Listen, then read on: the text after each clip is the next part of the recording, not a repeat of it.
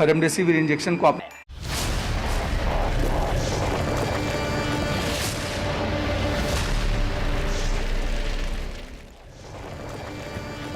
नमस्कार, मैं हूं प्रशांत जुर्हे। खतरनाक कोरोना के खिलाफ जंग जारी है। ये एक महामारी है, लेकिन इस सब के बीच आपकी, हमारी, हम सबकी भी तो कुछ जिम्मेदारी है। और जिम्मेदारी ये कि हम कोरोना नियमों का पालन करें, जिसके लिए हम फिजिकल डिस्टेंसिंग बनाकर रखें, बार बार हाथ साफ करें, और सबसे ज्यादा जरूरी है ये मास्क लगाकर जरूर रखें। न्यूज 18 इंडिया ने तो बाकायदा इसके लिए एक मुहिम भी शुरू की है, #मास्क पहनो इंडिया। और ये मास्क आप तब तक ना उतारें जब तक आप ये तय ना कर लें कि आपकी दूसरों से दूरी, दूसरों से आपकी दूरी बिल्कुल सुरक्षित है, आप दूसरों से बिल्कुल अलग हैं। क्योंकि ये मास्क ही इस समय आपका, हमारा, हम सबका सबसे बड़ा हथियार है। और कोरोना से ही जुड़ी इस वक्त की एक बेहद अहम और बड़ी खबर। देश में कोरोना के खिलाफ जारी जंग के बीच आज प्रधानमंत्री नरेंद्र मोदी ने 9 राज्यों के डीएम से बातचीत की है। वीडियो कॉन्फ्रेंसिंग के जरिए हुई इस बैठक में पीएम मोदी ने कोरोना के खिलाफ लड़ाई में सभी डीएम की भूमिका की जमकर तारीफ भी की। पीएम मोदी ने जिलाधिकारियों को कोरोना से लड़ाई का कमांडर बताया। कहा है कि सभी जिलाधिकारियों को यह छूट है कि वो अपने हिसाब से हालात का आकलन करें और कोरोना पर काबू पाने के लिए हर वो जरूरी कदम उठाएं जो वो उठा सकते हैं। प्रधानमंत्री ने कहा है कि गांवों में कोरोना फैलने से रोकने के लिए टेस्टिंग, ट्रैकिंग और ट्रीटमेंट पर ध्यान देना बहुत ज्यादा जरूरी है। पीएम ने बताया कि कई जिलों में ऑक्सीजन प्लांट लगाए जा रहे हैं, जिनकी मॉनिटरिंग भी खुद जिलाधिकारियों को ही करनी है। पीएम ने वैक्सीन की बर्बादी रोकने के लिए भी जरूर कदम उठाने की सलाह इन जिलाधिकारियों को दी है। अपने जिले में स्थिति संभालने के लिए लगातार काम करते रहे। इससे जिले में अन्य लोगों का हौसला भी बढ़ा और आपसे प्रेरणा भी मिली। बहुत से ऐसे हैं जो कई दिनों तक घर नहीं जा पाए, अपने घर वालों से नहीं मिल पाए। कई लोगों ने अपने परिवार के अहम सदस्यों, अपने करीबियों को खोया भी है। इस मुश्किल के बीच आपने अपने कर्तव्य को सर्वोच्च प्राथमिकता दी है। डीएम से बातचीत के दौरान प्रधानमंत्री ने गांव में कोरोना मुक्त बनाने पर जोर दिया है। उन्होंने कहा है कि हम कोरोना को पूरी तरह तभी हरा पाएंगे जब हमारे गांव कोरोना मुक्त होंगे। जब आपका जिला कोरोना को हराता है तो देश कोरोना को हराता है। और इसलिए जिले का मिजाज, गांव में एक मैसेज कि मेरा गांव मैं कोरोना मुक्त रखूंगा, मेरे गांव में मैं कोरोना को प्रवेश नहीं करने दूंगा। ये गांव के लोग संकल्प लें और गांव के लोग जिस प्रकार से व्यवस्थाएं करते हैं, मैं तो हैरान था। पिछले बार जबकि ये कालखंड था और पता नहीं था कि इस स्थिति में कैसे करना, फिर भी हमने गांव में एग्रीकल्चर सेक्टर के लिए कोई लॉकडाउन नहीं लगाया था। और मजा ये है कि खेतों में गांव के लोग काम करते थे तो खेत में भी सोशल डिस्टेंसिंग के साथ खेती के काम शुरू किए थे। पिछली बार आपको याद होगा। मतलब हमारे गांव कितनी तेजी से संदेश को पकड़ भी लेते हैं और अपनी जरूरत के हिसाब से उसको मॉडिफाई करके पक्का कर लेते हैं। गांव की ये ताकत है। मैंने देखा है आज भी कई गांवों ने अपने यहाँ आना जाना सब बहुत अच्छे ढंग से मैनेज किया है। गांव की जरूरत के लिए 1 या 2 लोग बाहर जाते हैं, चीजें लेकर के आते हैं, गांव में बांट देते हैं। और गांव में से कोई मेहमान भी आए तो उसको पहले बाहर रखते हैं। गांव की अपनी एक ताकत होती है, उस ताकत का अपना एक उपयोग होता है। 9 राज्यों के जिलाधिकारियों से बात करते हुए प्रधानमंत्री नरेंद्र मोदी ने बहुत अहम बात कही। कोरोना की रोकथाम के लिए प्रधानमंत्री ने लोकल कंटेनमेंट जोन बनाने और टेस्टिंग बढ़ाने पर जोर दिया। साथ ही साथ उन्होंने ऑक्सीजन और दवाइयों की कालाबाजारी करने वालों पर सख्त कार्रवाई करने की भी बात कही है। वायरस के खिलाफ हमारे हथियार क्या है? हमारे हथियार है local containment zone. Aggressive testing और लोगों तक सही और पूरी जानकारी, हॉस्पिटल्स में कितने बेड्स उपलब्ध हैं, कहां उपलब्ध हैं, ये जानकारी आसानी से उपलब्ध होने पर लोगों की सहूलियत बढ़ती है। इसी तरह काला बाजारी पर लगाम हो, ऐसे लोगों पर सख्त कार्रवाई हो,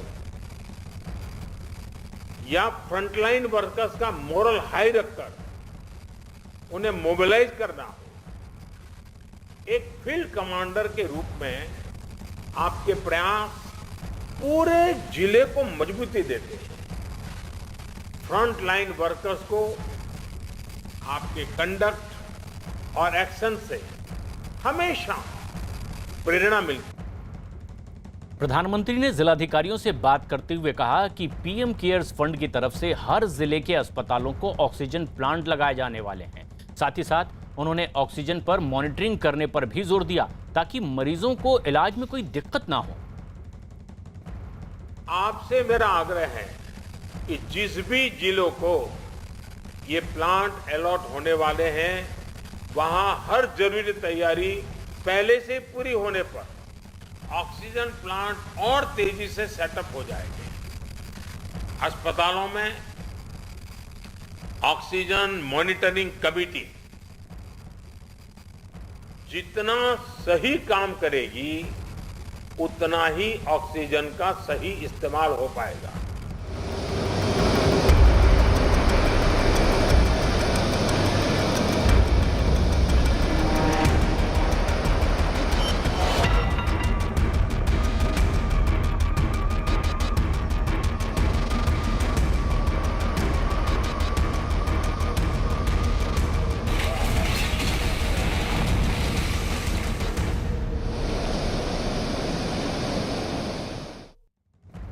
टाउटी ने कैसे तांडव मचाया है, उसकी तस्वीरें अब सामने आने लगी है। चक्रवाती तूफान टाउटी की सबसे ज्यादा मार समंदर किनारे रहने वाले मछुआरों पर पड़ी है। मुंबई मड बीच इलाके में तूफानी हवाओं की चपेट में आने से मछुआरों की नावें टूट गई। कई नाव समंदर की तेज लहरों से टकराकर टूटी। इतना ही नहीं, कई मछुआरों के मकान भी तूफान की चपेट में आने से धराशायी हो गए। ये वो नावें हैं जो इनके जीवन यापन का जरिया हैं, लेकिन टाउटे तूफान ने इन्हें भी नहीं बख्शा। टाउटे तूफान आया, समंदर में ऊंची ऊंची लहरें उठी तो कई नावें उससे टकराकर टूट गई। कई मकान भी समंदर किनारे बसे मछुआरों के धराशायी हो गए। सबसे बड़ी आफत टाउटे तूफान की इन गरीब मछुआरों पर आई है, क्योंकि यही इनकी रोजी रोटी का जरिया हुआ करते थे। लेकिन ऐसी कई नावें बर्बाद हुई और किस तरह का आलम है वो ये खुद बयां कर रहे हैं। हमने जो है सारे लोगों को जो है उनको आदेश दे दिए थे और उनको किनार पे ले आए थे। उनको देख सकते हैं आप कि ये किनारे पे आने के बाद हवा इतनी जोरदार थी कि ये बोट आपस में टकराई और आपस में टकरा के इनका नुकसान हुआ और सारी बोटें किनारे पे आ गई थी। जो अंदर पैसेंजर्स बोट्स थी उसके लिए सरकार ने जो है कोस्टल गार्ड की मदद ली है, आर्मी की, नेवी की मदद ली है और उनके जरिए जो है उनको बचाने का काम शुरू है। इसके अलावा ये तूफान इतना भयंकर था, इसकी जो रफ्तार थी इतनी भयंकर थी, कई लोगों के घर भी जो है वो महाराष्ट्र में उद्ध्वस्त हो गए हैं, टूट गए हैं। उन सबको भी जो है सरकार अपनी तरफ से भरपाई देगी। चक्रवात के प्रकोप की मार सबसे ज्यादा समंदर के किनारे रहने वाले मछुआरों ने झेली है। अब यहाँ पर देखें, यहाँ पर आपको साफ तौर पे दिखाई पड़ेगा कि चक्रवात की वजह से कई जो मछुआरों की बोट थी वो अचानक ही समंदर में बह गई थी। किसी तरह से किनारे लाया गया, लेकिन पूरी तरह से ये क्षतिग्रस्त है, जिसके बाद इन्हें बाहर निकाला जा रहा है कि इन्हीं की मरम्मत किसी तरह से की जाए। लेकिन किनारों का हाल इससे भी बदतर है।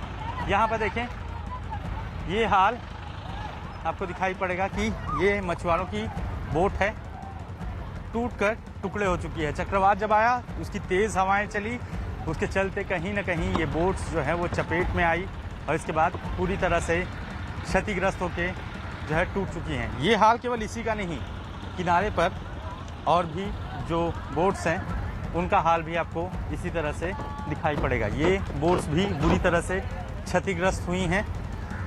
किनारे पर सबसे ज़्यादा मार जब चक्रवात आया, इस दौरान जो तेज़ हवाएं चली उसके थपेड़ों से ये कहीं ना कहीं पूरी तरह से टूट चुकी हैं और सबसे ज़्यादा नुकसान मछुआरों को ही हुआ है। हालांकि जो राज्य सरकार है उनकी तरफ से कहा गया है, राज्य सरकार की तरफ से पक्ष रखा गया है कि मछुआरों के लिए किया जाएगा, लेकिन स्थिति समंदर में अभी भी गंभीर ही बनी हुई है क्योंकि कई जो मछुआरों की बोटें थी वो लौटी नहीं हैं, साथ ही साथ उनकी तलाश जारी है। इसके अलावा जो बोट्स हैं यहाँ पर मौजूद वो पूरी तरह से क्षतिग्रस्त है। वर्सोवा मड आइलैंड के पास ऐसे कई मछुआरे बड़ी तादाद में रहते हैं और ये नावें ही उनके जीविकोपार्जन का एक बड़ा माध्यम, इकलौता साधन भी। आशीष हमारे सहयोगी ऐसे ही समुद्री किनारे पर मौजूद हैं। आशीष, जब आपकी मछुआरों से बात हो रही है, क्या और किस तरह से वो अपना दुख दर्द बयां करते नजर आए हैं? प्रशांत, तकलीफें इनकी ज़्यादा हैं क्योंकि रोजी रोटी का जरिया जो है वो बोटें ही हैं और ऐसे में वो बोटों का टूट जाना कहीं ना कहीं उनके जो कमाई का जरिया है उसके ऊपर सबसे बड़ा आघात करता है। अभी भी देखें तो समंदर में आपको ये मड़ का ही इलाका है और मड़ पे ही आपको दिखाई पड़ेगा कि जो टक करके बोटें लाई जा रही हैं वो भी अभी भी थपेड़ों के बीच फंसी हुई हैं क्योंकि हाई टाइड के बाद जो पानी बढ़ा हुआ है उसकी वजह से अभी तक किनारे पे ला पाना उनके लिए संभव नहीं हो पाया, जबकि कई बोटें वो क्षतिग्रस्त स्थिति में है। चक्रवात आया, चक्रवात के बाद जो स्थिति है वो ये देखिए, 2 हिस्सों में बटे हुए ये बोट्स, इसी तरह की स्थिति बनी हुई है जिसमें उनका सब कुछ जा चुका है। हालांकि राज्य सरकार की तरफ से आश्वासन जरूर दिया जा रहा है कि उन्हें इसकी भरपाई की जाएगी, मुआवजा दिया जाएगा, लेकिन फिलहाल के दौर में तो उनके लिए मुसीबतें ही मुंह खोले खड़ी हुई हैं और सबसे बड़ी बात उनके घर भी उड़ चुके हैं, लिहाजा परेशानियां उनके सामने ज़्यादा हैं। कईयों के आंखों में आंसू थे और कई लोग तकलीफ में भी थे। बिल्कुल। जो चक्रवात आया, चक्रवात ने कई सबसे ज्यादा मार अगर देखी जाए तो समुद्र किनारे रहने वाले इन मछुआरों के ही ऊपर पड़ी है। और ये समझा जा सकता है, इन तस्वीरों को देखकर इसका अंदाजा लगाया जा सकता है तो सिर्फ मुंबई में ही और महाराष्ट्र में ही इस तरह की दिक्कत टाउटे से आई हो ऐसा नहीं है। कुछ और भी राज्य हैं जो इससे प्रभावित हुए हैं और गुजरात उन्हीं में से एक है। अरब सागर से उठे चक्रवाती तूफान टाउटे ने गुजरात में भी भारी तबाही मचाई है। टाउटे तूफान की वजह से गिर सोमनाथ, पोरबंदर और अमरेली में तेज हवाओं के साथ बारिश हुई। अमरेली, जूनागढ़ और पोरबंदर में सबसे ज्यादा असर इसका देखने को मिला। ऊना में तो हवा की रफ्तार से एक मोबाइल टावर पत्तों की तरह धराशायी हो गया। 14 जिलों में हाई अलर्ट गुजरात में जारी किया गया है। गुजरात पहुंचने के बाद देर रात टाउटे केंद्र शासित प्रदेश दमन और दीव के तट से भी टकराया और इसके बाद दीव में तेज हवाएं चलने लगी जिससे भारी नुकसान हुआ है। तूफान की वजह से वहां कई इलाकों में पेड़ उखड़ गए, बिजली के खंभे नीचे गिर गए, सड़क पर आ गिरे रास्ता रुक गया और कई जगह बिजली आपूर्ति भी ठप हो गई। गोवा में भी टाउटे के असर ने काफी नुकसान पहुंचाया है। गोवा में जगह जगह पेड़ उखड़ गए। एनडीआरएफ की टीम इन्हें हटाने में जुटी हुई। हालांकि राहत की बात यह रही कि यह तूफान कमजोर अब पड़ने लगा है। लेकिन अलग अलग इलाकों की ये तस्वीर है। गिर सोमनाथ के आसपास किस तरह से बड़ा नुकसान, पेड़ गिर गए, बिजली के खंभे गिर गए। आणंद इलाके में भी ऐसा ही देखने को मिला। ऊना इलाके में भी इसका असर, जहां मोबाइल टावर धराशायी हो गया।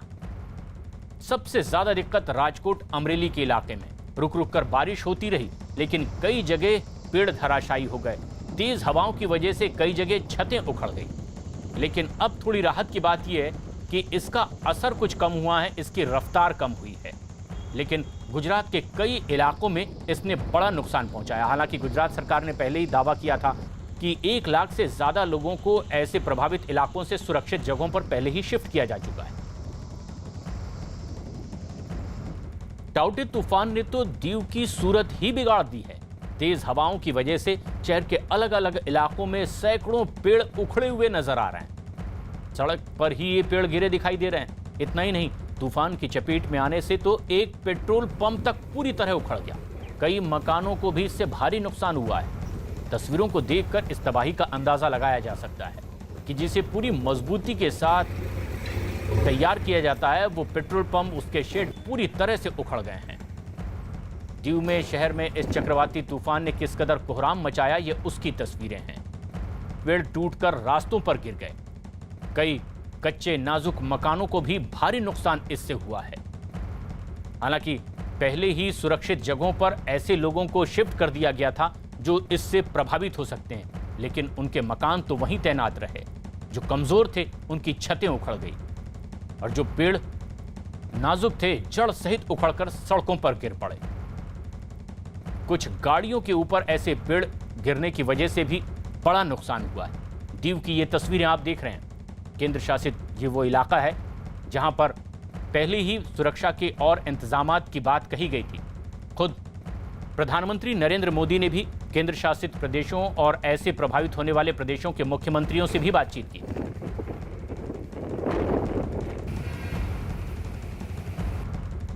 टाउटे का लैंडफॉल दीव में शुरू हुआ और दीव में इसका असर भी काफ़ी देखने को मिल रहा है। बड़े बड़े पेड़ यहाँ पर गिर गए हैं, नुकसान काफ़ी यहाँ से दिख रहा है। देखिए बस स्टॉप है, बस स्टॉप पे पूरा पेड़ गिरा है जिसके चलते पूरा क्षतिग्रस्त हुआ है। उसके साथ साथ दूर भी आप देखें तो पूरी तरीके से तबाही का मंजर साफ तौर पे दिख रहा है। पेड़ गिरे हुए हैं, बिजली के खंभों को नुकसान पहुँचा है। यहाँ पर होटल्स हैं, होटल के जो शेड से बड़े वो भी यहाँ पर गिरे हुए हैं। यहाँ पर देखिए ये एक बार्बर शॉप है, पूरी तरह से उसको भी नुकसान पहुँचा है। तो कुल मिला के कहें कि लगातार ये जो बर्बादी का और तबाही का तस्वीरें हैं वो साफ तौर पे यहाँ पर देखी जा रही है। चक्रवाती तूफान टाउटे दीव में जगह जगह तबाही के निशान छोड़ गया है। दीव में तूफान से भारी नुकसान हुआ है। तूफान का असर कई जगहों पर अभी भी बरकरार है। कई इलाकों में तेज हवाओं के साथ बारिश का सिलसिला अब भी जारी है। किस तरह के हालात है हमारे सहयोगी जनक दवे बता रहे हैं। में इसका असर भी काफ़ी देखने को मिल रहा है। बड़े बड़े पेड़ यहाँ पर गिर गए हैं, नुकसान काफ़ी यहाँ से दिख रहा है। ये जो यहाँ होटल इंडस्ट्री ज़्यादा चलती, चूँकि टूरिस्ट स्पॉट है, ऐसे में ज़्यादा नुकसान यहाँ पर फ़िलहाल अभी देखने को मिल रहा है। ये देखिए बस स्टॉप है, बस स्टॉप पे पूरा पेड़ गिरा है जिसके चलते पूरा क्षतिग्रस्त हुआ है। उसके साथ साथ दूर भी आप देखें तो पूरी तरीके से तबाही का मंजर साफ तौर पे दिख रहा है। पेड़ गिरे हुए हैं, बिजली के खंभों को नुकसान पहुंचा है। यहाँ पर होटल्स हैं, होटल के जो शेड से बड़े वो भी यहाँ पर गिरे हुए हैं। यहाँ पर देखिए ये एक बार्बर शॉप है, पूरी तरह से उसको भी नुकसान पहुंचा है। तो कुल मिला के कहें कि लगातार ये जो बर्बादी का और तबाही का तस्वीरें हैं वो साफ तौर पे यहाँ पर देखी जा रही है। जो बड़े शेड बिलबोर्ड्स लगे हुए थे होटल्स के वो भी टूटे हुए हैं। लगातार इस तरीके की तस्वीरें देखी जा रही हैं यहाँ पर दीव और दीव के आसपास के इलाकों में।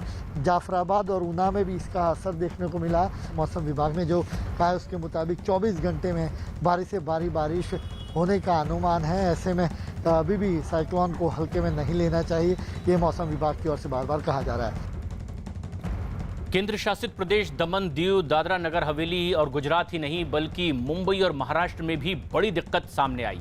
मुंबई के कांदिवली इलाके में तो तूफान की वजह से एक भारी भरकम पेड़ सड़क पर गिर पड़ा है, जिससे पूरी सड़क ही बंद हो गई।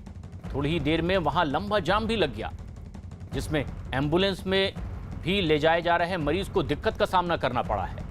आनन फानन में वहां बीएमसी की टीम पहुंची और उसके बाद पेड़ को काटकर रास्ता साफ करने की भी कोशिश किस तरह से बीएमसी की टीम कर रही है, मुंबई के कांदिवली इलाके से बता रहे हैं हमारे सहयोगी आशीष सिंह।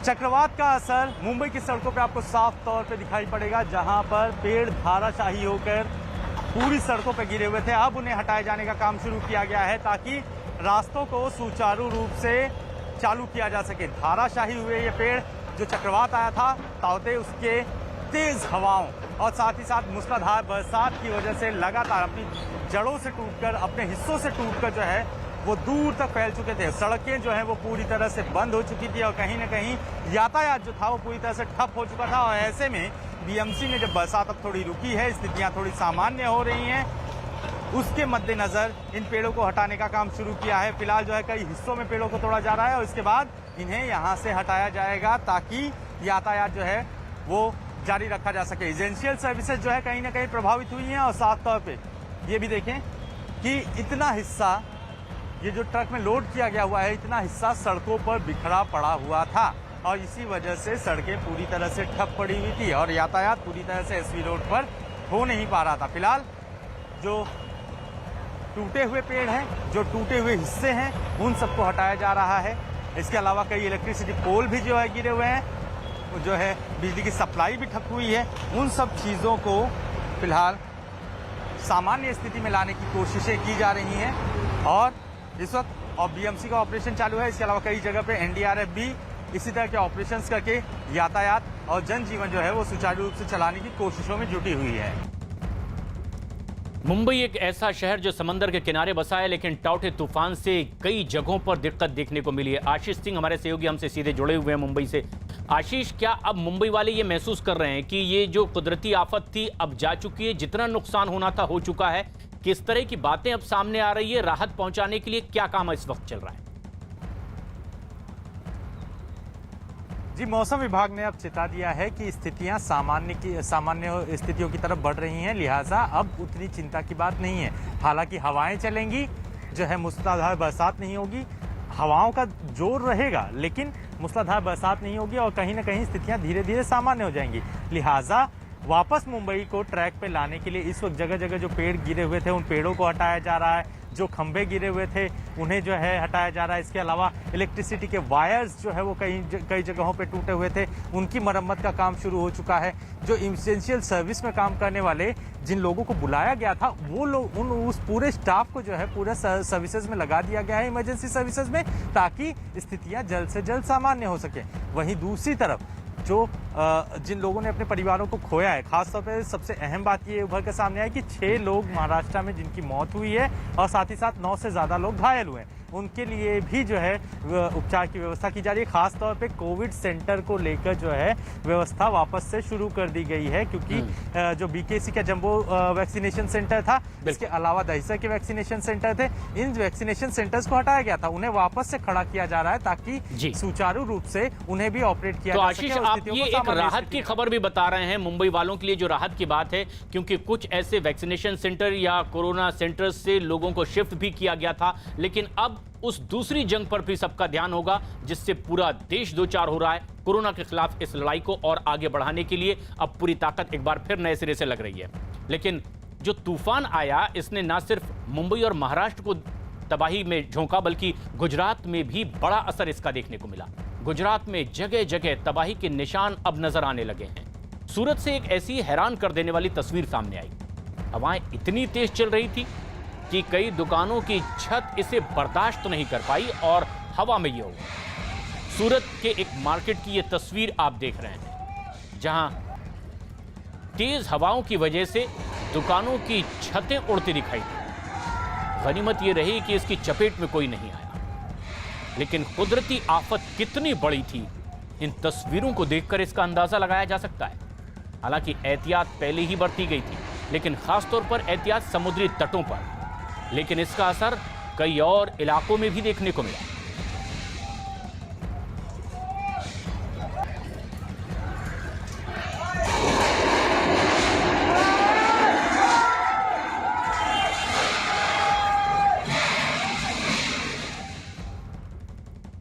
वहीं गुजरात के अमरेली में टाउटे तूफान ने जमकर तबाही मचाई है, और जो तस्वीरें आप देखेंगे इससे आप अंदाजा लगा पाएंगे कि किस तरह से लोगों को ये हादसा दहला गया है। पहली तस्वीर तो अमरेली की, गुजरात की है। राजूला की ये तस्वीर, तूफान की वजह से यहां एक दीवार गिर गई और इसमें एक बच्ची की मौत हो गई, जबकि 3 लोग घायल हुए। परिवार में मातम है। लेकिन दूसरी तस्वीर आप देख रहे हैं अमरेली की ही। भारी बारिश के बाद यहां बहने वाली नदियां उफान पर है। हालांकि नदी के किनारों से लोगों को पहले ही दूर रहने की चेतावनी दे दी गई थी, लेकिन टाउटे तूफान किस किस तरह की तकलीफ में लोगों को डाल रहा है, ये उसकी बात है। इसी तरह गुजरात के उन्नाव में टाउटे तूफान ने जमकर तबाही मचाई है। चक्रवाती तूफान की वजह से यहां 140 से 150 किलोमीटर प्रति घंटा की रफ्तार से तेज हवाएं चली, जिसकी चपेट में आकर कई घरों की छतें उड़ गई, कई कच्चे मकान जमींदोज हो गए, जगह जगह पेड़ उखड़कर सड़कों पर गिर पड़े, कई जगह बिजली के भारी भरकम खंभे भी गिर पड़े और इसकी वजह से पूरे इलाके में बिजली की सप्लाई भी ठप हो गई। गुजरात के ऊना की ये तस्वीर आप देख रहे हैं, जहां टाउटे तूफान का असर कुछ इस कदर हुआ कि कई बड़े बड़े पेड़ धराशायी हो गए, बिजली के खंभे टूटकर गिर गए, जो मकान कमजोर थे वो बुरी तरह से खराब हुए हैं, कई मकानों की छतें उड़ गई। हालांकि सरकार ने पहले भी ये दावा किया कि तटीय इलाकों से प्रभावित होने वाले इलाकों से लाखों से भी ज्यादा लोगों को सुरक्षित जगहों पर पहुंचाया गया है। कुछ और इलाकों से भी ऐसी ही तस्वीरें सामने आई। गुजरात के गिर सोमनाथ जिले के वेरावल के पास समंदर में फंसे 8 लोगों को कोस्ट गार्ड के जवानों ने सुरक्षित बचा लिया। ये सभी लोग टाउटे तूफान की वजह से समंदर में फंस गए थे, जिन्हें निकालने के लिए रेस्क्यू ऑपरेशन चलाया गया और कई घंटों की मशक्कत के बाद इन लोगों को सुरक्षित समंदर से बाहर निकाल लिया गया। गिर सोमनाथ वेरावल की यह तस्वीर, जहां कल शाम 5 बजे से पहले ही लोगों को समुद्री तटों से दूर चले जाने के लिए कह दिया गया था। लोगों को सुरक्षित जगहों पर शिफ्ट भी किया गया था। मछुआरों को समंदर में जाने से मना कर दिया गया था, लेकिन उसके बावजूद बीच समंदर में कुछ लोग फंस गए थे और आखिरकार एक रेस्क्यू ऑपरेशन चलाकर इन्हें सुरक्षित बाहर निकाला गया।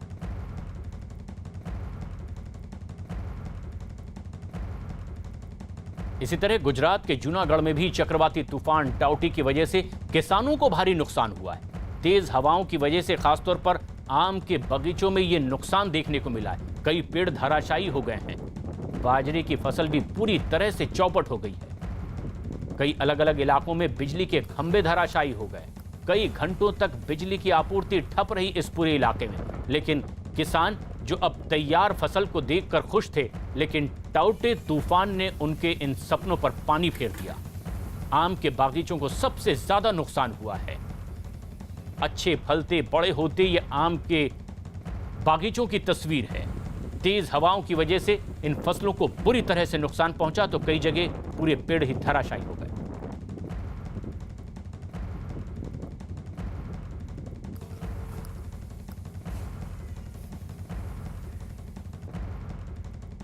इस बीच बेहद अहम खबर आ रही है। अरब सागर में फंसे कर्मचारियों को निकालने के लिए इंडियन नेवी और कोस्ट गार्ड की ओर से सबसे बड़ा रेस्क्यू ऑपरेशन इस वक्त चलाया जा रहा है। चक्रवाती तूफान की वजह से समंदर में 4 छोटे जहाजों में 707 लोग फंस गए थे।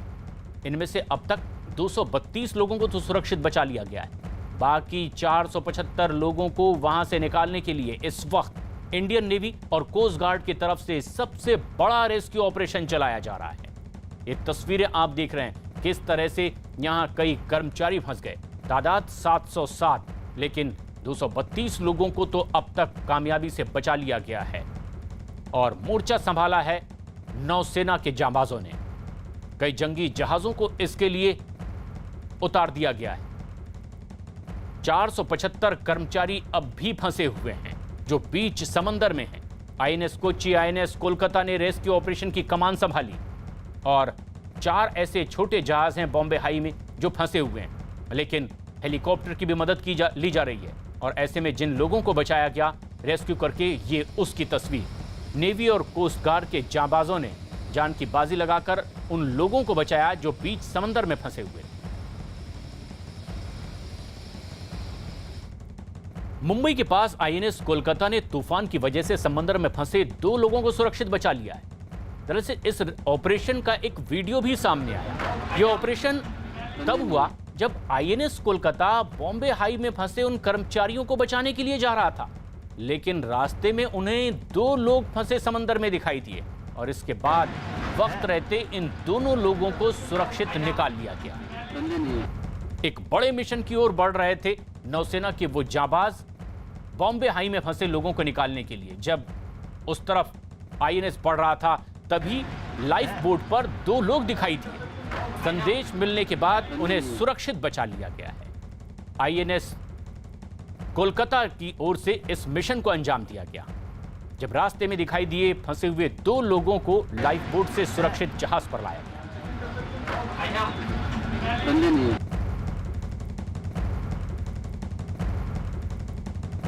मुंबई के मलाड इलाके में भी टाउटे तूफान की वजह से एक भारी भरकम पेड़ 5 मंजिला इमारत पर गिर पड़ा।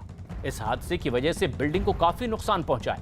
पेड़ गिरने की वजह से बिल्डिंग में बड़ा नुकसान हुआ है। बताया जा रहा है कि तूफान की वजह से एक पेड़ गिरा है और बिजली का खंभा भी टूट गया और हादसे की वजह से पूरे इलाके में बिजली की व्यवस्था भी ठप हो गई। इलाके में कई पेड़ इसी तरह से धराशायी हुए हैं। कई लोगों को परेशानियों का भी सामना करना पड़ा है। लेकिन अब बीएमसी के कर्मचारी रास्ते से इन पेड़ों को काट छांट कर हटाने में लगे हुए हैं ताकि लोगों को राहत मिल सके।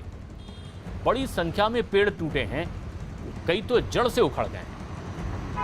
लेकिन ये तस्वीर 5 मंजिला इमारत पर गिरे एक भारी भरकम पेड़ की है जो जड़ से उखड़ गया है।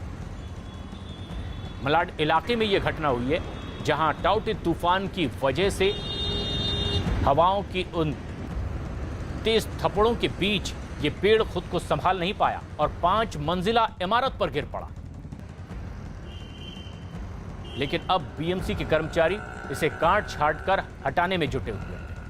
इमारत को हालांकि बड़ा नुकसान पहुंचा है। गनीमत ये कि किसी जान को नुकसान नहीं पहुंचा। इतना ही नहीं, मुंबई के शिवाजी पार्क के पास एक बिजली के खंभे पर भी तूफान की वजह से पेड़ गिर गया, जिससे बिजली का खंभा टूट गया। इस हादसे की वजह से पूरे इलाके में बिजली व्यवस्था ही ठप हो गई। इलाके में कई पेड़ इसी तरह से गिर गए, कुछ तो सड़कों पर गिर पड़े और उससे लोगों को खासी परेशानियों का सामना करना पड़ा है। कई जगह पेड़ गिर गए तो कई जगह बिजली के खंभे। ऐसे में अब जबकि तूफान लगभग जा चुका है, मौसम विभाग ने बताया है कि अब इसकी रफ्तार काफ़ी कम है, लेकिन रुक रुक कर बरसात हो सकती है। लेकिन अब इससे जो दिक्कत हुई है, तकलीफ हुई है, उससे उबरने की कोशिश बीएमसी के कर्मचारी रास्तों पर गिरे इन पेड़ों को अब हटाने की जुगत में लगे हुए हैं ताकि यहाँ का ट्रैफिक नॉर्मल किया जा सके।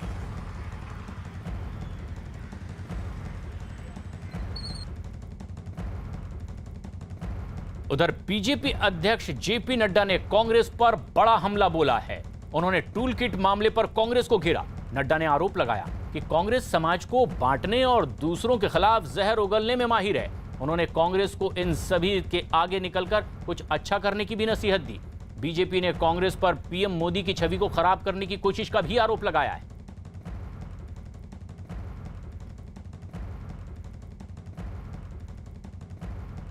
बीजेपी अध्यक्ष जेपी नड्डा ने ट्वीट कर कांग्रेस पर हमला बोला है। ट्वीट करते हुए उन्होंने लिखा है, कांग्रेस समाज को बांटने और दूसरों के खिलाफ जहर उगलने में माहिर है। कांग्रेस की इन हरकतों को देश देख रहा है। पूरा देश कोरोना से लड़ रहा है। ऐसे में कांग्रेस टूल किट मॉडल से ऊपर उठे और कुछ अच्छा काम करे। जेपी नड्डा का कांग्रेस पार्टी पर बड़ा हमला। अमिताभ सिन्हा हमारे वरिष्ठ सहयोगी इस वक्त फोन लाइन पर मौजूद हैं। अमिताभ, बीजेपी की ओर से एक बेहद गंभीर आरोप ये लगाए जा रहे हैं, कैसे इसे सियासी हलकों में देखा जा रहा है? देखिए, 2-3 चीजें साफ है कि पहला, जब संबित पात्रा ने हमले की शुरुआत की थी एक टूल किट से कनेक्शन लेकर जोड़कर कांग्रेस के कैंपेन को, और कांग्रेस की कैंपेन जो लगातार प्रधानमंत्री मोदी और कोरोना के खिलाफ लड़ाई में चल रहा है, उसके बाद जेपी नड्डा जो पार्टी अध्यक्ष है, राष्ट्रीय अध्यक्ष है, इनका सामने आना ये दिखाता है कि बीजेपी आलाकमान कितनी गंभीरता से इन आरोपों को ले रहा है। और टूल किट जो कांग्रेस का सामने आया है, ये बीजेपी मानती है कि देश और दुनिया में जो कंस्ट्रक्टिव काम सरकार कर रही है, प्रधानमंत्री मोदी कर रहे हैं, उसको डिफेम करने की और उनको नीचा दिखाने की कोशिश है। और इसी टूल किट के तमाम जो बातें हैं संबित पात्रा ने साझा की है और उसको ज्यादा बल दिया है जेपी नड्डा के इस ट्वीट ने। तो जाहिर तौर पर बीजेपी आलाकमान भी अब कांग्रेस के ऊपर लगातार हमले जारी रखेगा इस मुद्दे को लेकर।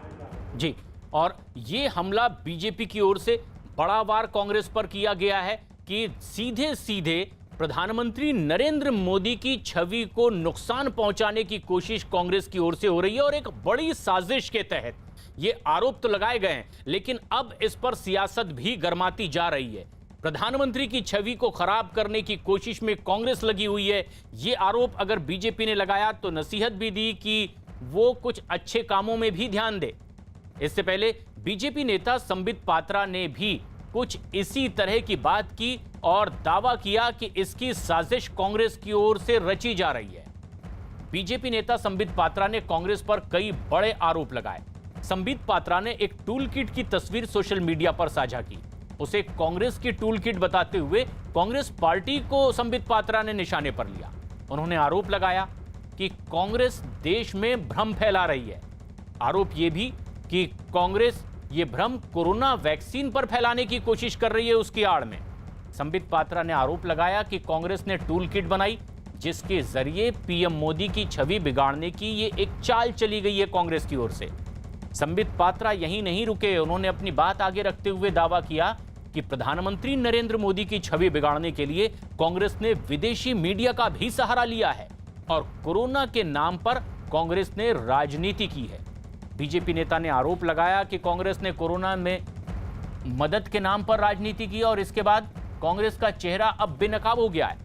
संबित पात्रा ने दावा किया कि कांग्रेस ने देश का अपमान किया है ऐसा करके।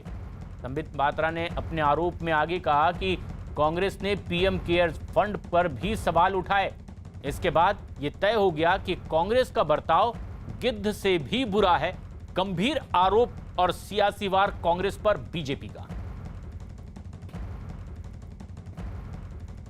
बहुत दुख के साथ कहना पड़ रहा है कि जो डॉक्यूमेंट आज सोशल मीडिया के माध्यम से और कई मीडिया चैनल जिस न्यूज़ को अभी चला रहे हैं उससे हमें प्राप्त हुआ है। आप देख सकते हैं सोशल मीडिया में और मीडिया के न्यूज़ में भी आज कांग्रेस पार्टी का एक टूल किट चल रहा है कि किस प्रकार से ये जो महामारी है, ये जो कोरोना का पेंडेमिक है, उस पेंडेमिक में भी, उस विपत्ति में भी किस प्रकार राजनीति करनी है और किस प्रकार से भ्रम की स्थिति को उत्पन्न करते हुए कांग्रेस पार्टी अपने राजनीतिक मंसूबे को मजबूत करना चाहती है। वह इस टूल किट से पूरा देश आज कांग्रेस के मंसूबों को, कांग्रेस के इंटेंशंस को, कांग्रेस के जो भ्रम फैलाने की नीति है उसे जान रही है। बीजेपी नेता संबित पात्रा ने आरोप लगाया कि कांग्रेस प्रधानमंत्री नरेंद्र मोदी की छवि को बिगाड़ने की कोशिश कर रही है, जिसके लिए वो विदेशी मीडिया का भी सहारा ले रही है। जो नया स्ट्रेन आया है जिसको कि WHO में भी मना कर दिया गया है, इंडियन स्ट्रेन नहीं बुलाना है, उसके साइंटिफिक नाम से उसको एड्रेस करना है, मगर यहां कांग्रेस पार्टी कहीं ना कहीं जो निर्णय WHO में भी हुआ है उसके विपरीत जाते ये कह रही है कि आप उसको इंडियन स्ट्रेन बुलाइए और तो और उसे मोदी स्ट्रेन बुलाइए। बहुत ही दुखद है और कहीं ना कहीं देश को पूरे विश्व में अपमानित और बदनाम करने के लिए एक वायरस के स्ट्रेन को इंडिया के नाम पर, इंडिया के प्रधानमंत्री के नाम पर प्रतिपादित करने की जो चेष्टा है, मुझे लगता है ये कांग्रेस पार्टी के असली चेहरे को दर्शाता है। बंधुगण, ये रोज सुबह उठ के राहुल गांधी जो ट्वीट करते थे, राहुल गांधी जो बोलते थे, आज वो डॉक्यूमेंट हमारे हाथ में आया है जिस डॉक्यूमेंट के सहारे राहुल गांधी ये सब करते थे। जब बीजेपी की ओर से वार हुआ तो पलटवार भी होना था और वो हुआ भी। कांग्रेस ने संबित पात्रा के आरोपों को तो सबसे पहले सिरे से खारिज कर दिया है। कांग्रेस नेता राजीव गौड़ा ने ट्वीट कर कहा कि जिस टूल किट को बीजेपी कांग्रेस का बता रही है वो पूरी तरह से फर्जी है। बीजेपी नेता संबित पात्रा ने दावा किया था कि कांग्रेस ने पीएम मोदी को बदनाम करने के लिए एक टूल किट तैयार की। कांग्रेस के प्रवक्ता राजीव गौड़ा ने इस मामले में बीजेपी अध्यक्ष जेपी नड्डा और संबित पात्रा के खिलाफ FIR तक करने की चेतावनी दी।